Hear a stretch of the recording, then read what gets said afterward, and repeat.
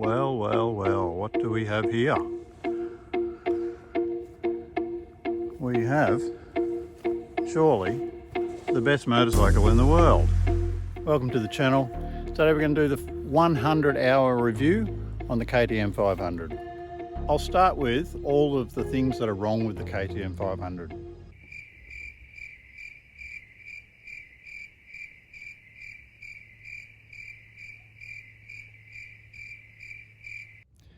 Yep, there's that many. It is the best bike that I've ever owned.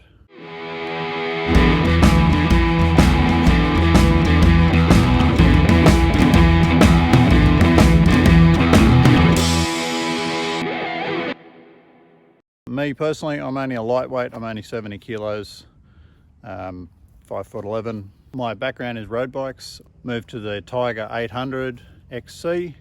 That was sort of my first taste of adventure riding. A bit big, a bit heavy for me. Went to the DR650, still a bit big and a bit heavy.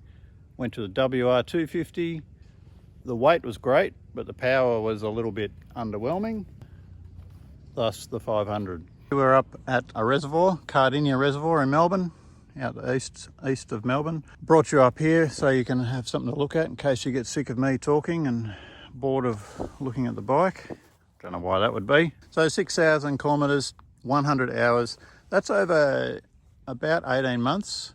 Now, it's obviously not as much as I would like, but thanks to the coronavirus, we get what we can get, right? This bike has been quite heavily accessorized, I suppose. Personalized, I might call it. So you can see straight off from stock, the differences are the seat, the big IMS 17 litre tank, the bars are different, the headlight is different, there's a little screen on it. So over the 2 years that I've had this bike, I've done a bunch of trips. The trips have been basically day trips or 2 to 3 day trips from Melbourne. A lot of the trips, certainly out the east of Melbourne, the east side, they are all hills and rocks. The west side is a little bit more open. They've all been pub trips. We haven't done any camping. We just haven't had the time or the opportunity to do camping. So on this bike, I've run a small pannier system, the Moscow Moto 40s. That is adequate for enough gear for a weekend or 3 or 4 days, no problems. This is just my little day pack that I've got on there at the moment with tools and some spares in it. So reliability for this bike, I would give this bike a 10 for reliability. It has never once had an issue for me. I've never had anything fail. I've never had to replace anything of consequence.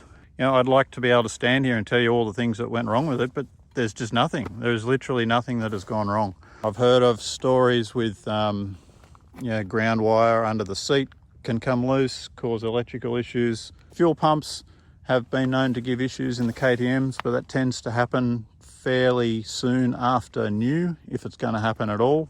And this one hasn't been a problem. Regular maintenance, oil changes, valve checks. I did check the valves when I got it new, checked them again after 100 hours, and one valve had barely moved, like 0.01 of a millimeter, and it's still right in the middle of the range. There's no airbox mods, there's no mapping changes, nothing has been done to the motor at all. The suspension is stock. Like I said, I'm only 70 kilos, so for 70 kilos and maybe 10, 15 kilos of gear on it, the stock spring is fine. Set all the sag correctly for me and my gear, and I find the suspension is fabulous on this bike. I've got this now pretty much exactly how I like it. The light on the front is excellent. The little screen just keeps that little bit of wind off, and it's not too big and obtrusive. I've had a few goes at this seat, and I've finally got that to exactly how I like it. It's very, very comfortable. The extra width on this seat makes it just fabulous to sit on, especially on the road. I've got the dash set up exactly how I like it, with the switches and lights and things that I want. Ram mounts are all in the right spot. It's got the steering damper, which is great. Fuel economy, if people are interested, I've tracked most of my fill-ups on this bike, and the average is just under 22 kilometers per litre, which is pretty good for a bike, I reckon. Any bike, 22 kilometers per litre. And you can see from the figures there, you know, sometimes it's in the 24s, sometimes it'll drop down to 18. Obviously it depends on the type of terrain, but you know, to average almost 22 kilometers per litre, I reckon that's brilliant. And look, there's not much else I can tell you about it. Like, for the type of riding that I do, I reckon this bike is brilliant. Like I said, there's not much of me, and to be able to pick this thing up, you know, without any issues at all.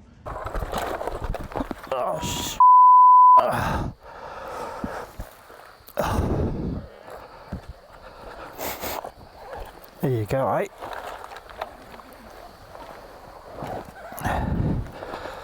At least they're easy to pick up, eh? The old 500. Is quite confidence inspiring.